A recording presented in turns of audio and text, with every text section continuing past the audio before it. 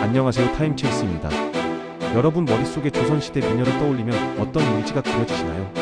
아마 많은 분들이 신윤복이, 미인도 속 갸름한 얼굴과 붉은 입술, 단아한 자태의 여인을 생각하실 겁니다.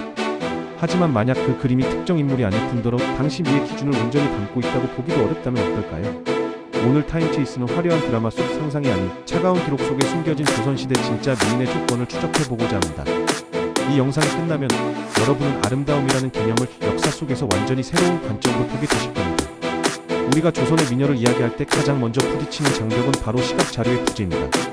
조선시대에는 여성의 얼굴을 함부로 그려 남에게 보이는 것은 부덕의 소치라는 유교적 관념이 매우 강했습니다.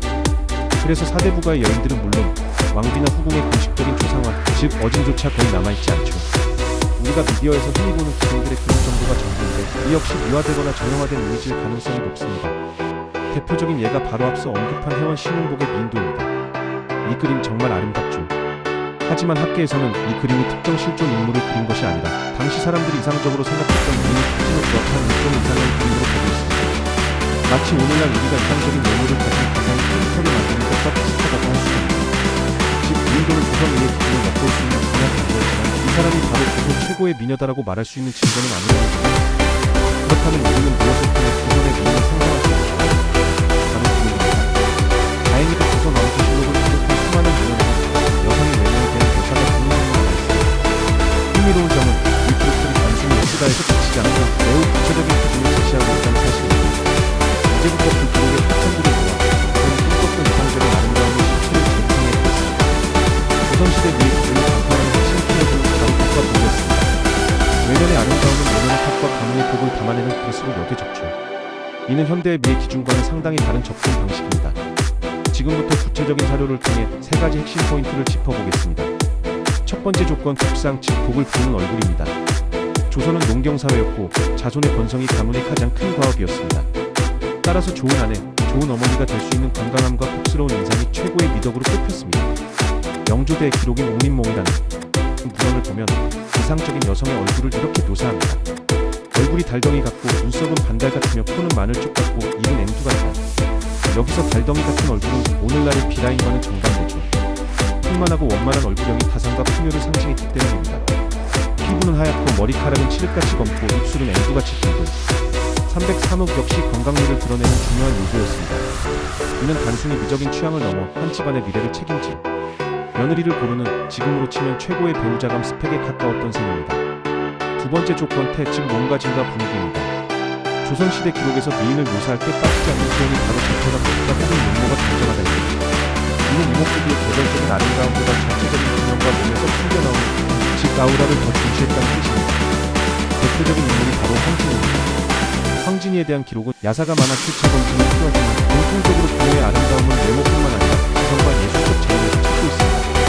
당대 최고의 석학서공적을 유혹하느라 오히려 그의 흥림에 강화되었다는 이야기, 수많은 시와 음악을 남겼습니다. 그녀의 아름다움이 단순한 추상적인 미모가 아니라 지성미와 결합된 총체적인 매력이었음을 보여줍니다. 현대 사회에서 지배된 사람에게 개성나는 여성애라는 표현을 쓰는 것과 일맥상통하는 시대. 조선의 사대부들은 그저 먹고 넘기는 아니라 대화가 통하죠. 시를 나눌 수 있는 지대는 사진으로서의 아름다움을 높이 평가했던 것입니다. 세 번째, 아름다움이 정치적 자산이 된 사례들입니다. 왕실에서는 미모가 때로 국가의 운명을 좌우하는 중요한 외교적, 정치적 카드로 사용되기도 했습니다. 조선 왕조실록에 등장하는 경화공주의 사례가 이를 명확히 보여줍니다. 태종의 딸이었던 경화공주는 명나라 영락제의 후궁으로 보내지게 됩니다. 실록을 보면 명나라 사신들이 조선에 와서 처녀들을 간택할 때 용모가 아름답고 총명한 자를 찾았다는 기록이 명확하게 나옵니다. 태종실록 13년 2월 8일 기사에는 공주 경화공주의 자색이 특히 고왔다는 구절이 있습니다. 이는 당시 국가가 여성의 미색을 국익을 위한 중요한 자원으로 인식하고 있었음을 보여주는 대목입니다.